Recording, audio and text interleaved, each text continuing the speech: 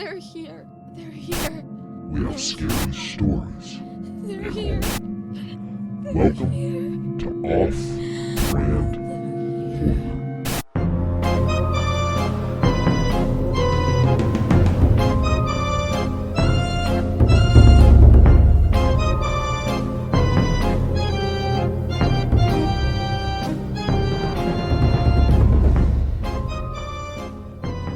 Good morning, good afternoon, or good evening. You are watching Off-Brand Horror. I'm your host, Josh Todd.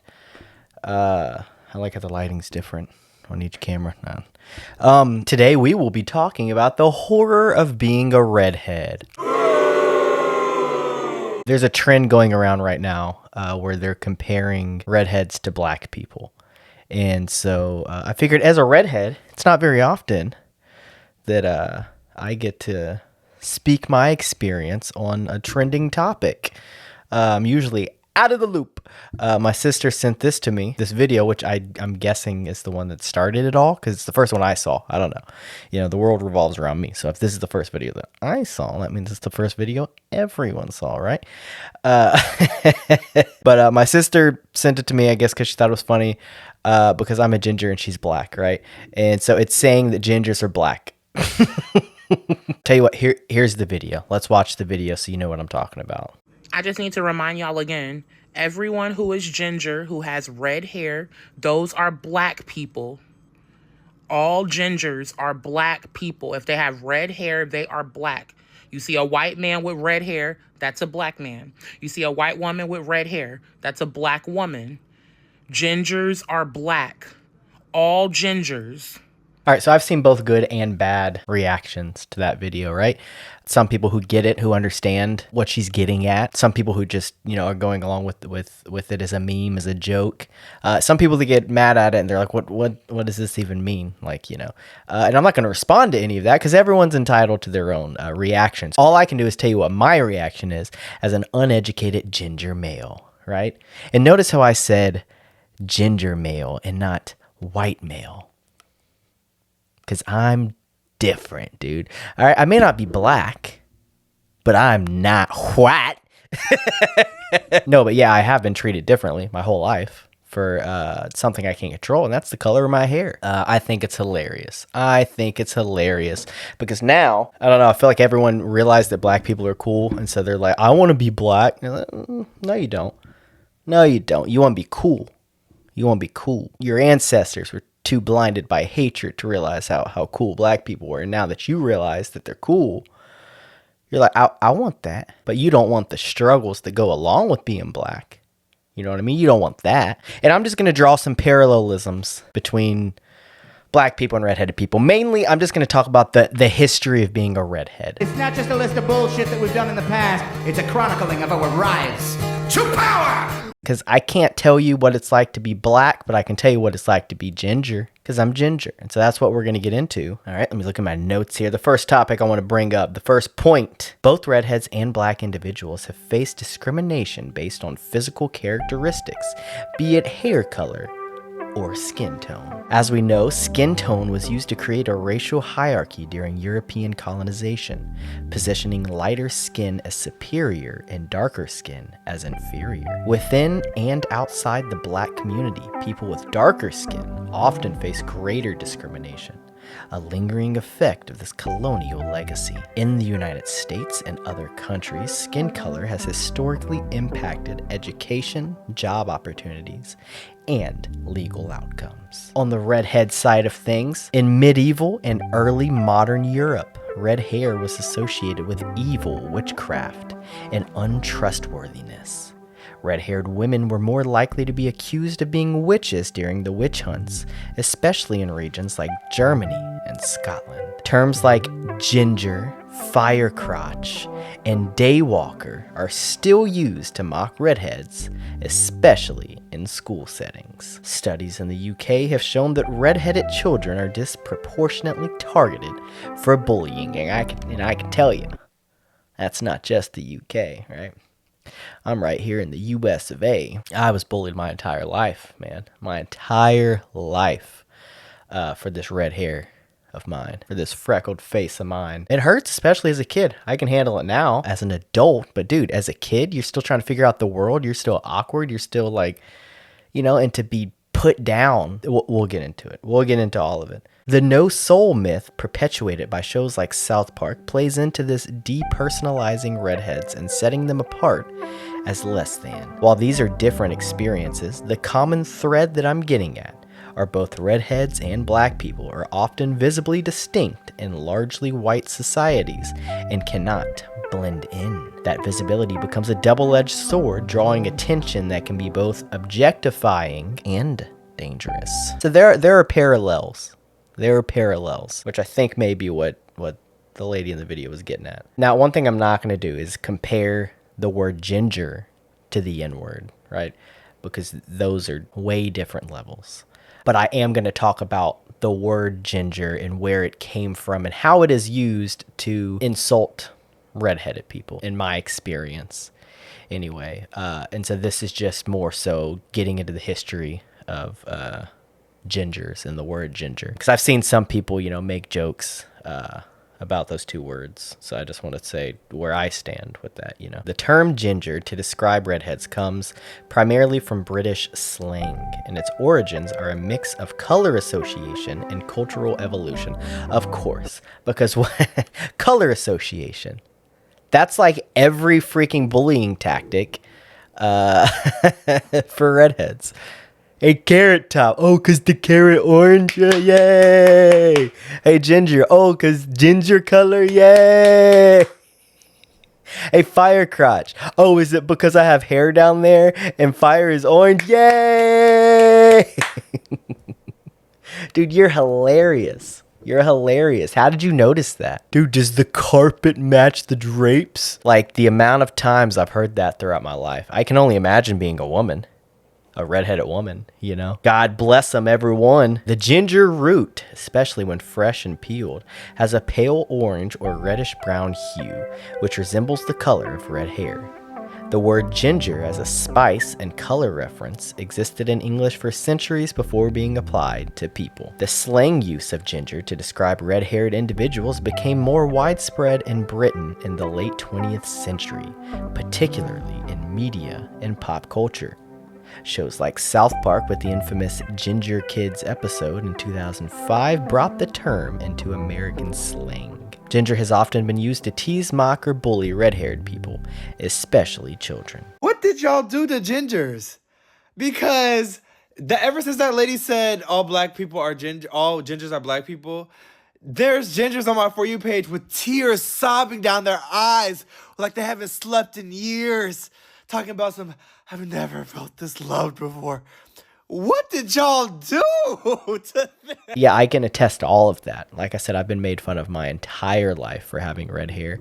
I can remember crying myself to sleep as a child multiple times, wishing I could just wipe these freckles off of my skin, change the color of my hair. I was called a clown. Oh, you look like clown. You're Ronald McDonald. Because I've got the curly freaking red hair. So then I start straightening my hair. When I become a teenager, let me get into the emo culture. I'll straighten my hair. That'll get rid of the clown comments. Oh, you look like Chucky the doll. Okay, cool. Can't win. You can't win. And I know every child is bullied, right? Or most children are, anyway. Bullied for something or another, and maybe you're saying that's just your cross to bear. But every kid's bullied. Yeah, well, tell them to make a video. I remember the whole fire crotch thing being called that. I was like 11 years old in Las Vegas with my dad. My dad brought me to Las Vegas to see some magic shows. I was really into magic at that time, right? We're walking down the street. A group of fully grown adults pass by and they yell out, "Fire crotch." Now, I had heard this before, I go to school. I had heard it from classmates. I knew what it meant. I remember my dad not understanding what they said. He was like, what did they say? Are they chanting someone's name? Like, what's going on? And not wanting to be embarrassed in front of my dad and say, no, they're making fun of me because I have red hair.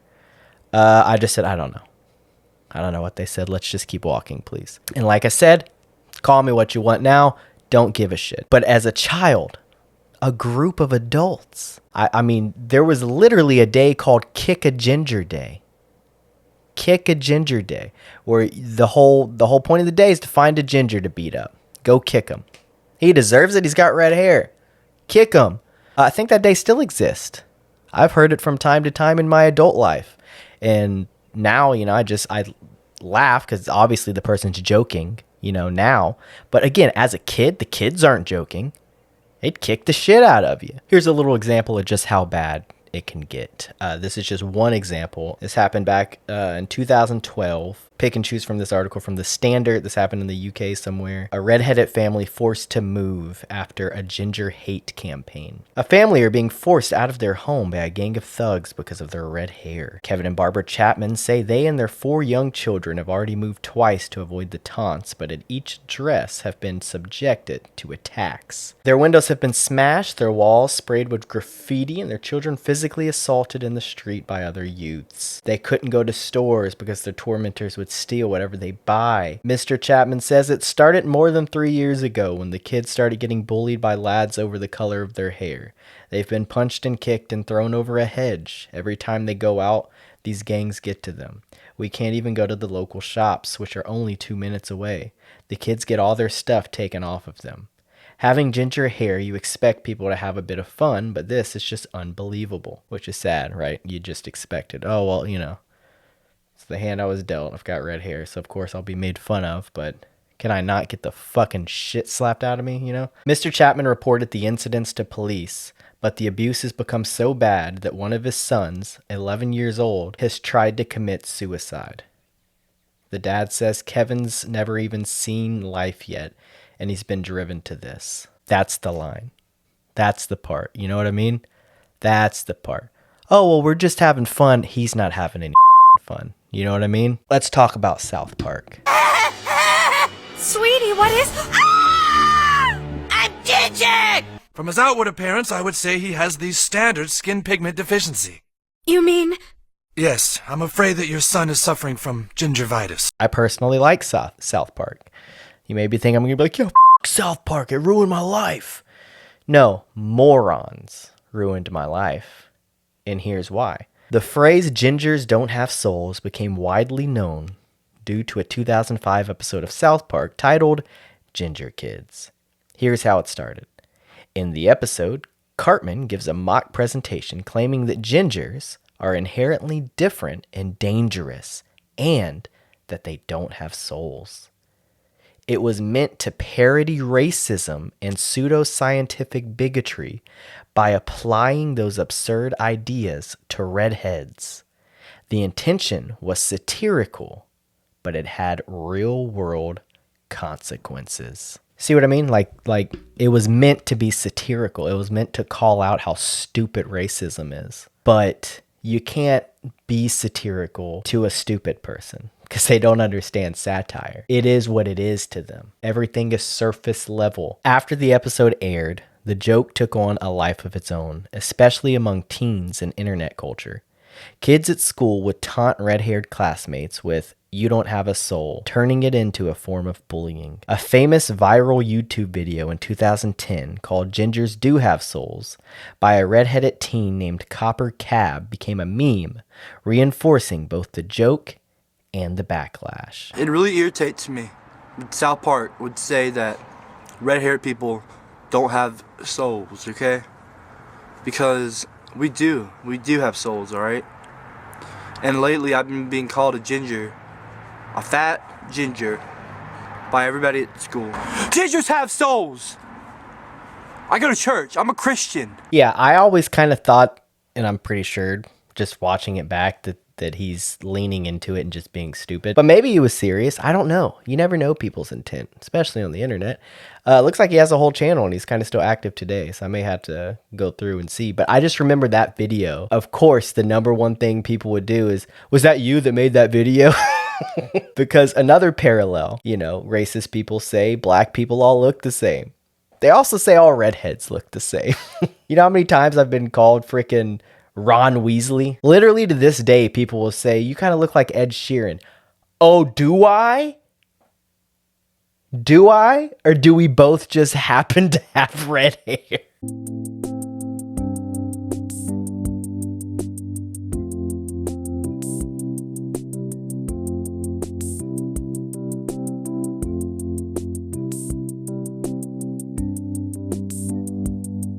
But now I'd like to dive a little deeper into how red hair was associated with witchcraft.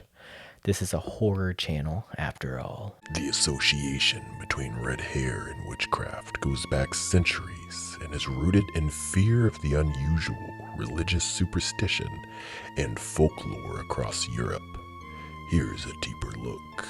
In societies where conformity was prized, red hair stood out, especially among largely dark-haired populations in Europe. Because of its rarity, less than 2% of the world population has natural red hair. Red hair was seen as unnatural or suspicious. During the height of the witch hunts in Europe, roughly the 15th to 18th centuries, people with red hair, especially women, were sometimes targeted as witches. Scotland and Germany were particularly notorious for associating red hair with witchcraft and devilry, partly due to religious fervor and folklore. In Christian imagery, the devil was sometimes depicted with red hair, red skin, or red facial features, linking the color itself to evil. Judas Iscariot, the apostle who betrayed Jesus, was often portrayed with red hair in medieval and Renaissance art, especially in Western Europe. This fueled the myth that redheads were traitors or morally corrupt. In some cultures, it was believed red-haired people had fiery tempers, were promiscuous, or had magic powers. Which is still true, by the way. People still say, you must have a fiery temper on you. And they'll tell my wife, does he ever yell at you? Is he an angry fellow? Is he very mad all the time with this red hair? Because, you'll come to find that morons believe in a lot of old school shit. They all love the old texts and the old books. Well, it says here, slavery was okay in the Bible, so maybe you can. And it says here, that redhead people are witches, so maybe we can burn you. And we've been black for like 2 days. I'm already getting pulled over. In Russia, there were superstitions that redheads brought bad luck or were unclean spiritually. Oh, really? Unclean? Unclean? Is it because my hair's red and so is a woman's period blood? Is that the new one? Old period blood Josh. Ancient Egyptians, meanwhile, saw red hair as an ill omen, even sacrificing red-haired people in rituals, though this is debated among scholars. Oh, is it debated among scholars? I bet they're all blue-eyed, blonde hair scholars, ain't they? Red-haired women were especially vulnerable to accusations during the European witch trials. Red hair was associated with sexual temptation and mystery, traits often demonized in women. Oh, you mean you were sexually attracted to redheads because we're all hot and you were like, fucking, I don't know how to explain it. Kill them. It's nothing to do with me. Kill that gay guy while you're at it. Because I'm not attracted to him. I swear. Literature through the 18th and 19th centuries often painted redheads as villainous, seductive, or untrustworthy. Yeah, have you ever noticed that? Every movie I watched growing up, the redhead was the bully. Flip that shit. The redhead's the bully? Oh, is that how you're going to portray us in this movie, huh? But yeah, speaking of how, redheads are portrayed in movies, let's get into how they're now replacing redheads with black people. All right, so if you have no idea what I'm talking about, this is what I'm talking about. Oh, all of a sudden this one's not blue anymore. Oh, cool. Hi, now you're not blue. Hi. But here's what I'm talking about. There's like a whole chart I've seen go around on like Reddit, a couple different places over the last few years, saying how redheaded characters are being replaced by black people. And if I can find that chart, then I'll put it up on the screen. But some examples are like Jimmy Olsen in Supergirl, Ariel from The Little Mermaid being a big one, Iris West from The Flash. And the thing is, diversity is necessary and it's overdue. But there is this pattern that you can't help but notice. And it's that redheads are being treated as if they're interchangeable with other minorities. Representation should be expanded, not swapped one for one. There's room for both black and redhead characters together. It's like, I don't know, it's like Hollywood's like, all right, so they're pissed about the whole black thing, right? So we gotta start inserting, because we have no original ideas anymore. So of course we're gonna remake stuff. So let's just put some black characters in to make them happy, and we can't replace like good old American white boys. So we'll just we'll replace a couple gingers and keep everybody happy. What are the gingers gonna do? They're not gonna do shit about it. Gingers are black, that's fact. Let's go through some of these correlations. First, let's start with hair. How many times have you been out and some greasy talons just wanted to touch your red hair because they thought it was so cool and kinky and curly? Yeah, that happens in the African American community too, so we go give that 2 check marks. How many times have you been fetishized after and over? Oh, your lips are full. Oh, you are a fuller figure. Oh, I never had a redhead before.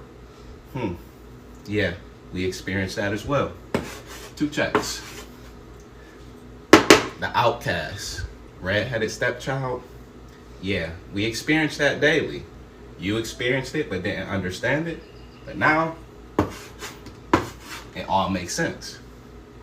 Features, like I said about the fetish and the hair. You have certain features, fuller lips, wider hips. Man, I don't know if you're packing or not. Just speaking off of what you can see off of a woman. Now, those features, also, African American. Check, check. History. Didn't they say the man upstairs had copper hair? Part of the community, baby. And ask yourself this question. Why was it so easy to recast redheads as African Americans?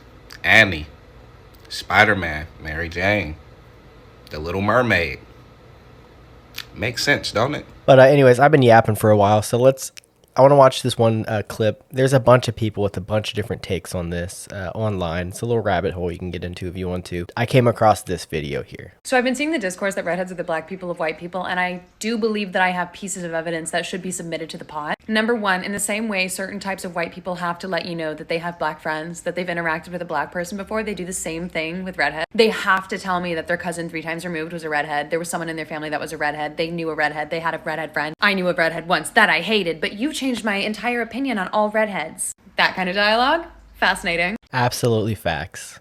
Everyone's got to tell me. If I don't look like a redhead, then it's, I had a redhead friend one time back, and I had, and it's the same thing. Like, do you know Ed Sheeran? We cousins. Nah, we cousins. Number 2, in the same way white people will reach out and touch your hair without asking for permission, they do the same thing with redheads. They think our hair is gonna feel like spun gold, possibly? I don't know. But they love to stick their oily little talons all around it. Number 3, we're fetishized the same.